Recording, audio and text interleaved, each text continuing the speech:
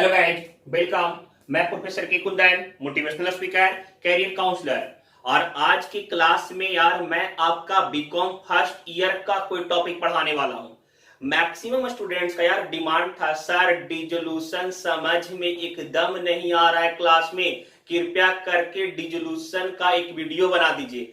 बच्चे आप कहीं भी पढ़ रहे हैं और अगर आपका डिजोल्यूशन ऑफ पार्टनरशिप फर्म का कॉन्सेप्ट क्लियर नहीं हो रहा है, कैसे बनेगा, क्या टर्म्स है, काइंडली रिक्वेस्ट है यार, आपके एग्जाम के लिए बहुत ही ज्यादा इंपॉर्टेंट टॉपिक है आपका डिजोल्यूशन ऑफ पार्टनरशिप फर्म।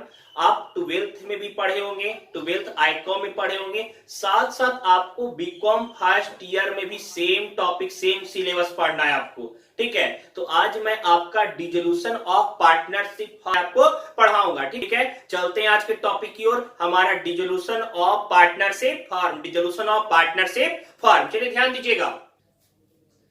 हाँ गाइस, आगे चलते हैं meaning of dissolution of partnership firm की ओर। सुनिएगा ध्यान से, होता क्या है पहले यह जानिए।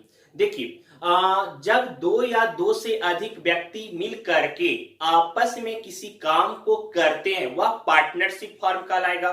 Clear? Under the partnership act वह रह सकते हैं या फिर सिर्फ अपना एग्रीमेंट बना सकते हैं। लेकिन जब पार्टनरशिप फर्म अपने बिजनेस को डिसकंटिन्यू करना चाहेगा, यार अब बहुत पार्टनरशिप फर्म में काम कर लिए भाई, अब रहने दो, पार्टनरशिप फर्म का एंटिटी खत्म कर देते हैं, अब पार्टनरशिप फर्म को अलग करते हैं, खत्म करते हैं, और हम लोग जो पैसा इससे होता है बेच करके, लायबिलिटीज को देख करके हम लोग अलग अलग बिजनेस करेंगे।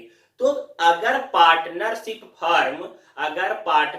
फर्म अपने बिजनेस को, पार्टनरशिप फर्म को डिसकंटिन्यू करता है, बंद करता है, वही बंद करने की प्रक्रिया आपकी कहलाएगी डिसोल्यूशन ऑफ पार्टनरशिप फर्म। समझ में आ रहा है? देखिए ध्यान से, मैंने यहां पे एक थ्योरी लिखा, dissolving a partnership firm means discontinuing the business under the name of the said partnership firm।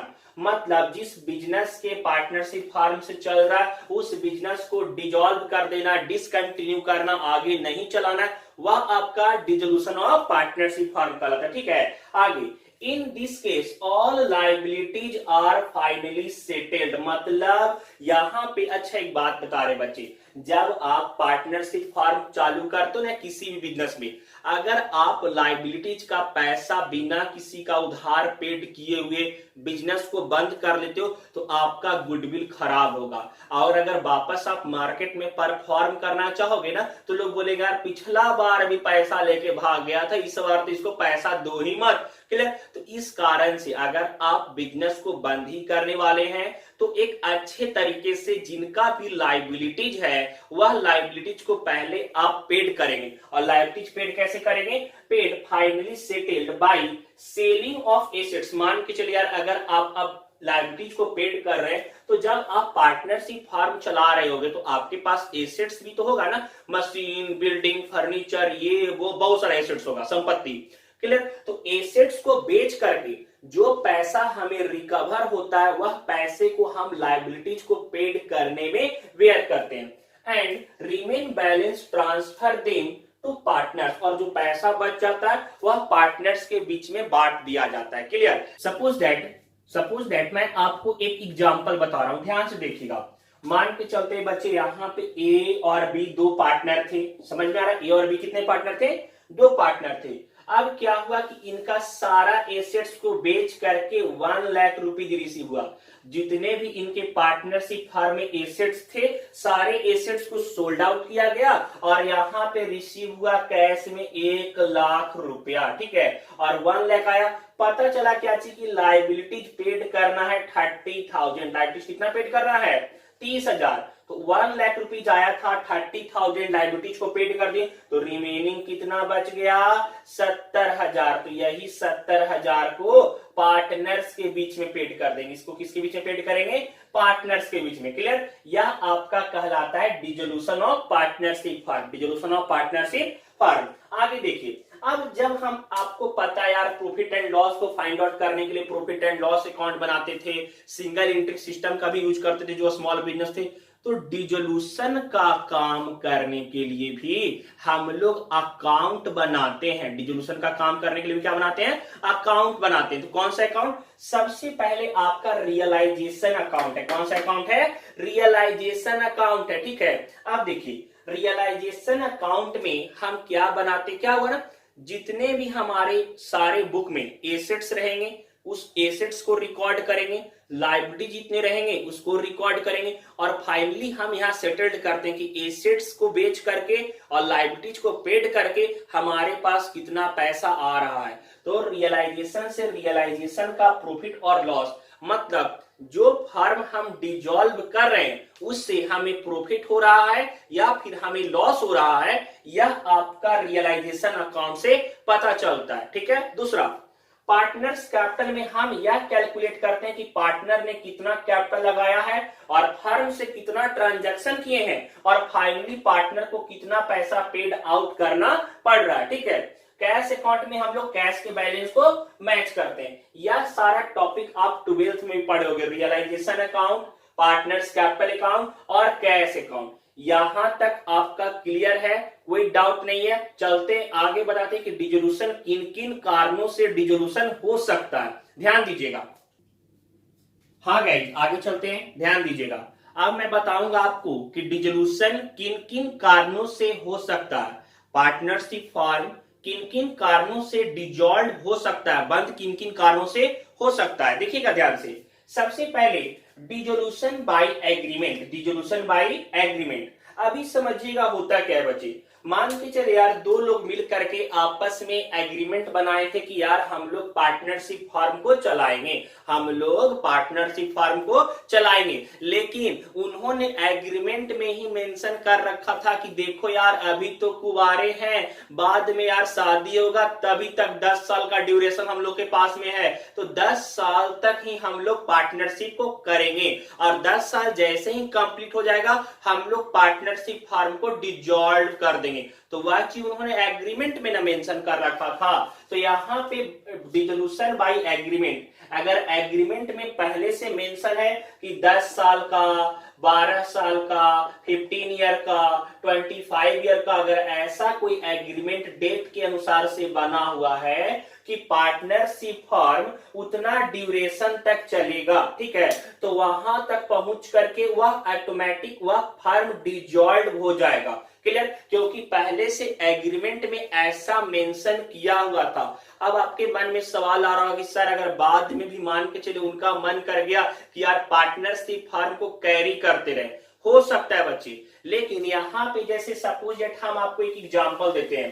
देखिए एक्स और वाई दो पार्टनर थे, क्लियर, इन्होंने एग्रीमेंट के टाइम मेंशन किया था कि 5 साल तक हम पार्टनरशिप फर्म को चलाएंगे और उसके बाद डिसॉल्व कर देंगे। लेकिन 5 साल बाद या फिर इनका मन कर रहा है क्या कि नहीं अभी हमारा पार्टनरशिप फर्म अच्छा खासा डेवलप पोजीशन पे है, अच्छा खासा अर्निंग भी हो रहा है, मार्केट में अच्छा खासा कस्टमर हम लोग का हो गया, डिसॉल्व करने में फायदा नहीं यार, इसको कैरी करते हैं। तो यहाँ पर यह इनका एग्रीमेंट आपका मतलब यह पार्टनरशिप फर्म डिसॉल्व हो जाएगा और एक रिन्यूअल एग्रीमेंट यह बनाएंगे कि अब वापस से हमारा पार्टनरशिप फर्म कैरी हो रहा है। ठीक है, पहले वाला फर्म का एग्रीमेंट डिसॉल्व हो जाएगा, पार्टनरशिप फर्म खत्म हो जाएगा और न्यू एग्रीमेंट के साथ नया पार्टनरशिप फर्म चालू हो जाएगा। क्लियर? हाँ, उसी नाम से रख सकते हैं, एक एग्रीमेंट वह पास कर सकते हैं। क्लियर? आगे सेकेंड देखिएगा, dissolution by notice. Dissolution by notice, अभी एक बात, अगर एग्रीमेंट में मेंशन नहीं किए थे कि 10 साल में, 5 साल में, 12 साल में पार्टनरशिप फर्म को डिसॉल्व करेंगे, ठीक है,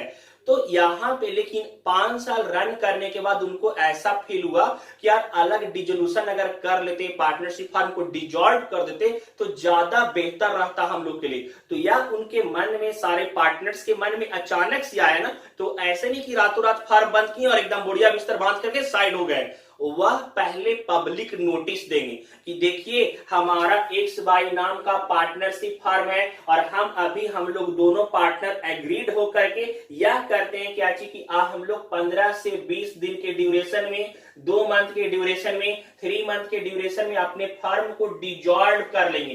तो इनसे अगर कोई कस्टमर हमारा सेटिस्फाइड होगा, अनसेटिस्फाइड होगा, इन्वेस्टर या सब पहले ही हमारे फर्म से कांटेक्ट कर लेंगे, ठीक है, कांटेक्ट कर लेंगे। क्लियर? तो यहाँ पे नोटिस दे करके पार्टनरशिप फर्म को डिसॉल्व किया जा सकता है, नो डाउट। आगे third, insolvency of partners. Insolvency of partner, समझिए बच्चे इंसॉल्वेंसी ऑफ पार्टनर होता क्या। अगर पार्टनर्स का लाइबिलिटीज, पार्टनर्स फर्म का लाइबिलिटीज ज्यादा हो गया कंपैरिजन देन एसेट, मान के चलते हैं कि फर्म का एसेट दिख रहा है 100 और लाइबिलिटीज दिखने लग गया 150, तो यहां पे बाहर का पैसा ज्यादा हो गया ना, तो इस केस में पार्टनरशिप फर्म इंसॉल्वेंट हो जाता है, पार्टनर्स इंसॉल्वेंट हो जाते हैं और वह इंसॉल्वेंसी होने के कारण से, दिवालिया होने के कारण से पार्टनरशिप फर्म डिसॉल्व कर जाता है, नो डाउट। आगे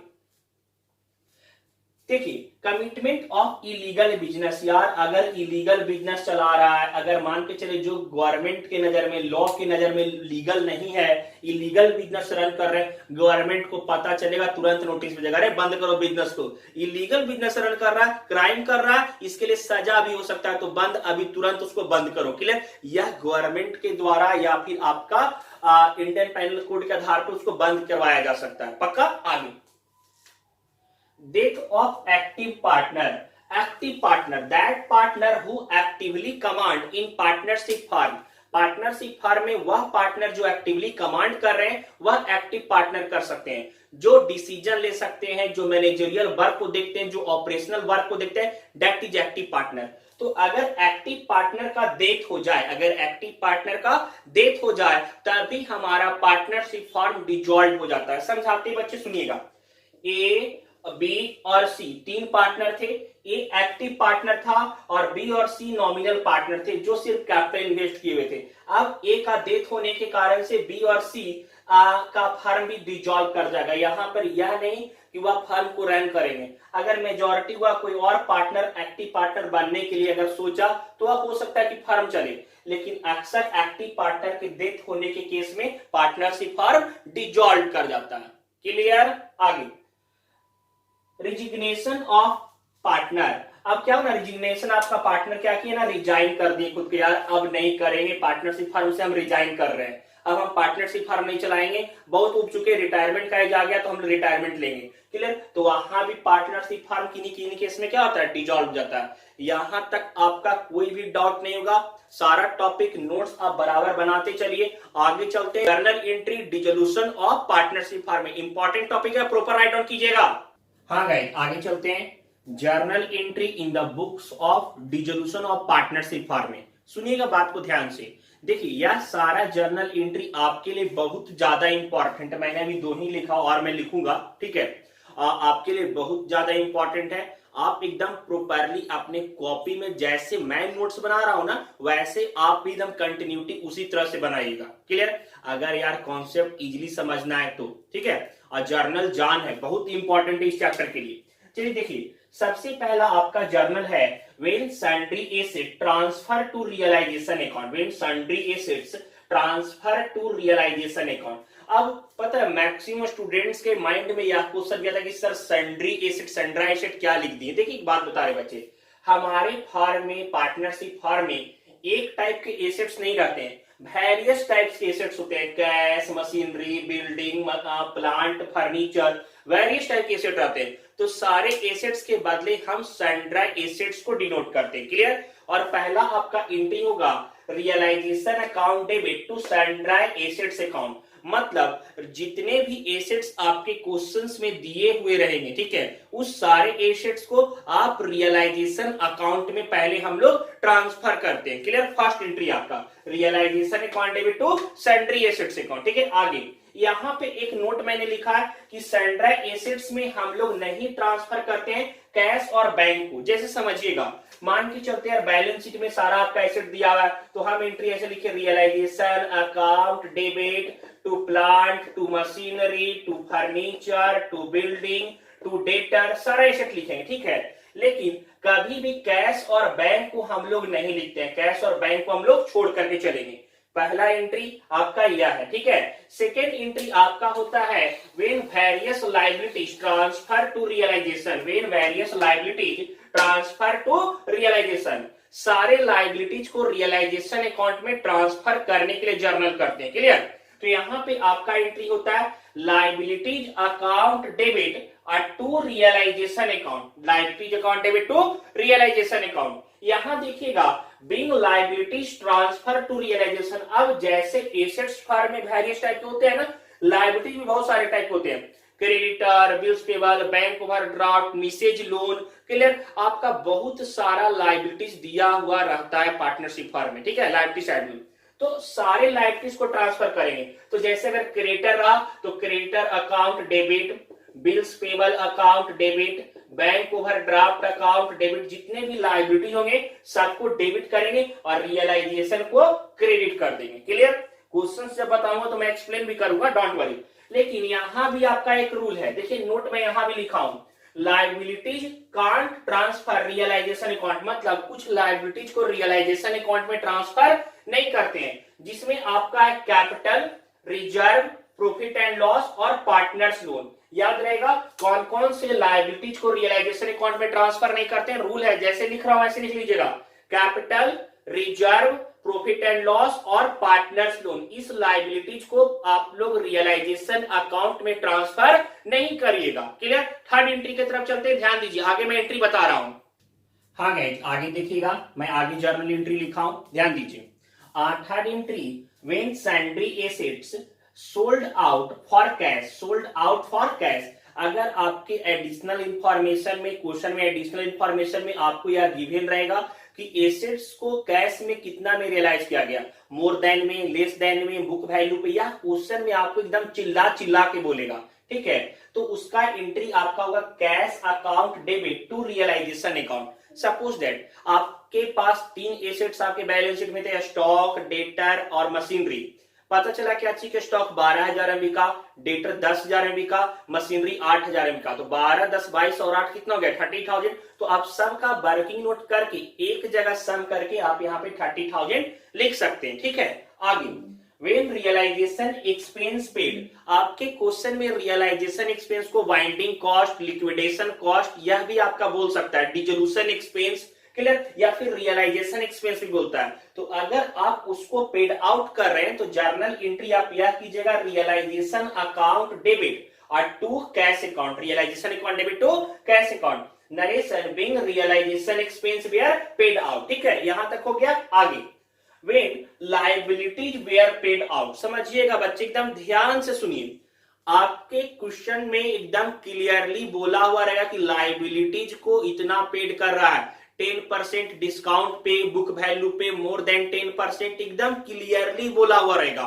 तो जब हम लाइबिलिटीज को पेड आउट करेंगे ना, तो एंट्री आपका करेंगे रियलाइजेशन अकाउंट डेबिट और टू कैश अकाउंट। लेकिन एक रूल लिख लीजिए, जिस भी लाइबिलिटीज के बारे में अगर कुछ भी नहीं बोला, जिस लाइबिलिटीज के बारे में कुछ भी नहीं बोला कि कितना उसको पेड आउट करना है, तो हम उसका बुक वैल्यू पेड करते हैं। जैसे क्रेडिटर 10,000 का था, लेकिन एडिशनल इंफॉर्मेशन में आपको क्रेडिटर के पेमेंट से रिलेटेड कुछ भी इंफॉर्मेशन नहीं दिया हुआ है, तो हम क्रेडिटर को बुक वैल्यू मतलब 10,000 था तो 10,000 ही पेड करेंगे। Realisation account debit to cash account 10,000 और 10,000, कोई डाउट नहीं ना। आगे नेक्स्ट है आपका, when any assets taken over by partner, taken by partner. अगर फर्म डिसॉल्व हो रहा है तो कभी कभी पार्टनर बोलते हैं कि यार एक काम करो, या कैलकुलेटर है या आपका कंप्यूटर है, काम करो हमें दे दो।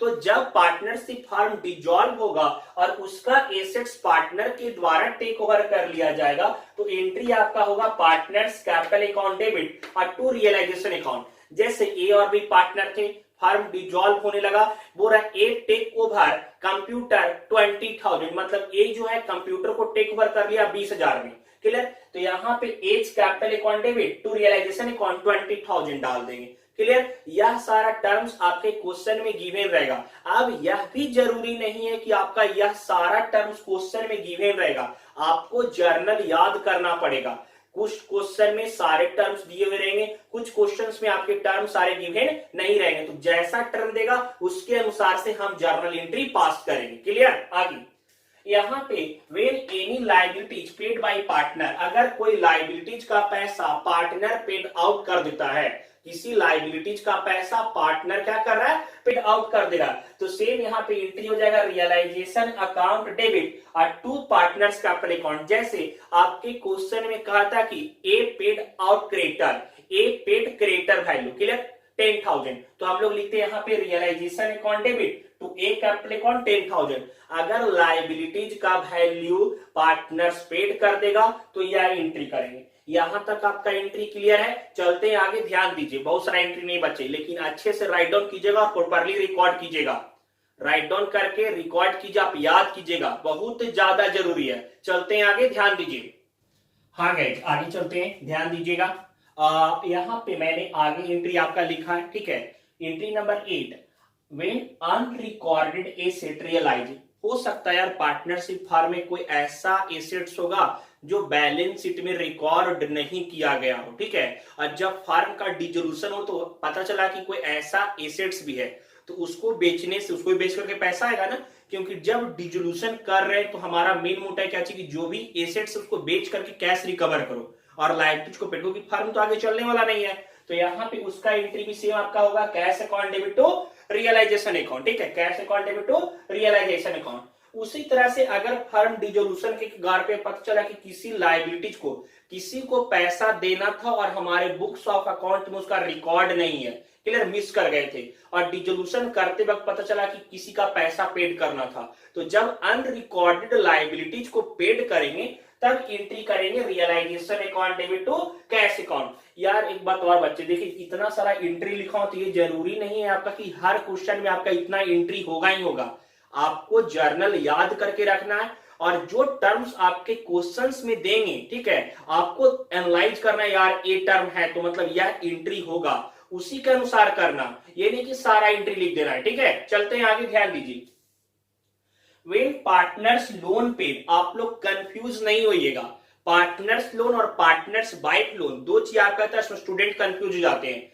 ए लोन पार्टनर का लोन है, ए लोन पार्टनर का लोन है, और मिसेज ए लोन यह पार्टनर की वाइफ का लोन है। तो जैसे क्रेडिटर, बिल्स पेबल, बैंक और ड्राफ्ट बाहर के लोन को ट्रीट करते हैं, उसी तरह से वाइफ लोन को भी ट्रीट करेंगे, ठीक है। लेकिन यहाँ पे अगर पार्टनर का लोन दिया हुआ, सपोज ए और बी फर्म का पार्टनर था और ए का लोन दिया हुआ है, तो उसका एंट्री होगा partners loan account debit to cash account. जैसे एज लोन 10,000, तो हम लोग लिखेंगे A's loan account debit to 10,000, A's loan account debit to cash account 10,000, ठीक है, आपका यह एंट्री होगा, ठीक है। आगे यहां पे देखिए, व्हेन जनरल रिजर्व डिस्ट्रीब्यूटेड, आपके बैलेंस शीट में अगर जनरल रिजर्व मेंशन किया हुआ होगा, जनरल रिजर्व दिया हुआ रहेगा, तो डिसोल्यूशन करते वक्त पार्टनर्स के बीच में बांट देंगे।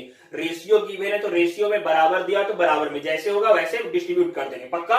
एंट्री क्या होगा, general reserve account debit, general reserve account debit to partners capital account, clear. आगे व्हेन रियलाइजेशन प्रॉफिट डिस्ट्रीब्यूटेड, या रियलाइजेशन अकाउंट बनाएंगे, उससे प्रॉफिट या लॉस होगा, तो अगर प्रॉफिट होगा तो उसके लिए एंट्री करेंगे realisation account debit to partners capital account, और प्रॉफिट को रेशियो में डिस्ट्रीब्यूट कर देंगे, क्लियर। अगर लॉस होता है 13 एंट्री, तो व्हेन रियलाइजेशन लॉस डिस्ट्रीब्यूटेड तो पार्टनर्स कैपिटल अकाउंट डेबिट और टू रियलाइजेशन अकाउंट। जैसे अगर मान के चलते हैं कि 18,000 का लॉस हुआ, ठीक है, 18,000 का लॉस हुआ, तीन पार्टनर था ए बी और सी, और बराबर बराबर रेशियो में बांट रहा था, तो एज कैपिटल अकाउंट डेबिट, वीज capital account debit, seize capital account debit और टू रियलाइजेशन अकाउंट 18,000, ठीक है। ऊपर में 6,000 6,000 6,000 बराबर बराबर बांटना था ना, और टोटल लॉस 18,000, क्लियर। यहां तक है। अब सुनिए, कुछ और एंट्री है यार आपका इन्वेस्टमेंट फ्लक्चुएशन फंड का, वर्कमैन कंपनसेशन रिजर्व का, तो वह सारा एंट्री आपको क्वेश्चन जब मैं डिस्कस करूंगा ना तो उसके साथ बताऊंगा, ताकि आपका कॉन्सेप्ट ज्यादा क्लियर हो सके, ठीक है। चलते हैं नेक्स्ट क्लास में बात करेंगे, आज के लिए इतना ही। सुनिए एक बात बताए बच्चे, पढ़ाने का तरीका अगर हमारा समझ में आपको आता है, अगर आपको यह लग रहा है कि हमारे तरीके से आपको समझ में आ रहा है, काइंडली रिक्वेस्ट है चैनल को सब्सक्राइब करके जाइए।